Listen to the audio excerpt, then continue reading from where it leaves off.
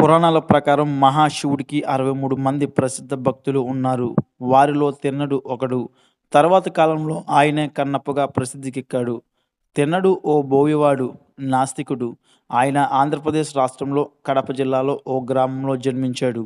ఆయన అర్జునుడి అవతారం. ఒకానొకప్పుడు అర్జునుడు శివుడి కోసం గొప్ప తపస్సు చేశాడు. అర్జునుడి భక్తికి, తపస్సుకు మెచ్చిన శివుడు ఒక్కసారి అర్జునుడిని పరీక్షించాలనుకున్నాడు.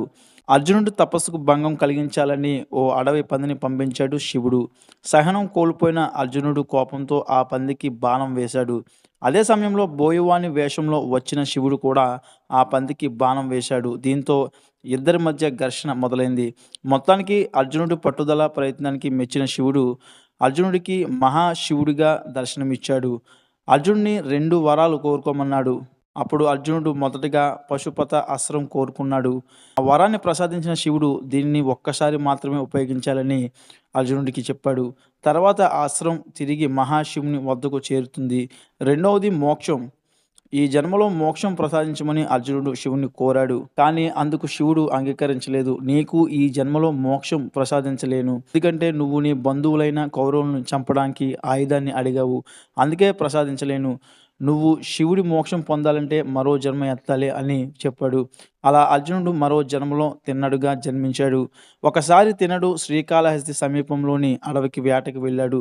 అక్కడ అతనికి ఒక అడవి పంది కనిపిస్తే దాన్ని వేటాడి తినడానికి కాల్చుకున్నాడు. అతను కాళ్ళు కడుక్కొని ఆ కాల్చిన పంది మాంసం తినాలి అనుకున్నాడు.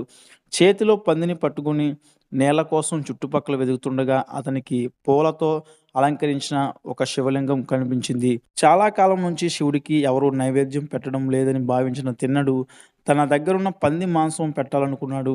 అంతలోనే మళ్ళీ స్నానం చేయకుండా శివుడు ఎలా తింటాడు అని ఆలోచిస్తూ పక్కన ఉన్న సరస్సు దగ్గరికి వెళ్ళాడు. చేతుల్లో పంది మాంసం ఉండడంతో నోటితో నీటిని తీసుకుని శివలింగం దగ్గరికి వచ్చాడు. కాలికున్న చెప్పులతో శివలింగం మీదున్న పూలను పక్కకి నెట్టి నోట్లో ఉన్న నీటిని శివలింగం మీద పోశాడు. పక్కనున్న పూలు, ఆకులు తీసుకుని శివుణ్ణి అలంకరించాడు.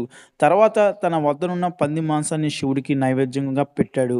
దాన్ని శివుడు ఆరగించాడు. అప్పటినుంచి తిన్నడు ప్రతిరోజు అలాగే చేయడం మొదలుపెట్టాడు. అయితే శివుడు పంది మాంసం తినడం వెనుక ఒక కథ ఉంది. అప్పట్లో సుందర, శ్రీరాశ అనే రాక్షసులు ఉండేవారు.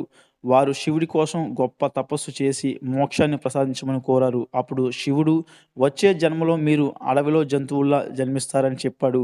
వేటగాడు జంతువు రూపంలో ఉన్న వారిని వేటాడి ఆ మాంసాన్ని శివుడికి నైవేద్యంగా పెడతాడు. అప్పుడు శివుడు ఆ మాంసం తినడం వల్ల వారికి మోక్షం కలుగుతుంది. అందుకే శివుడు తిన్నడు పెట్టిన మాంసాన్ని తిన్నాడు.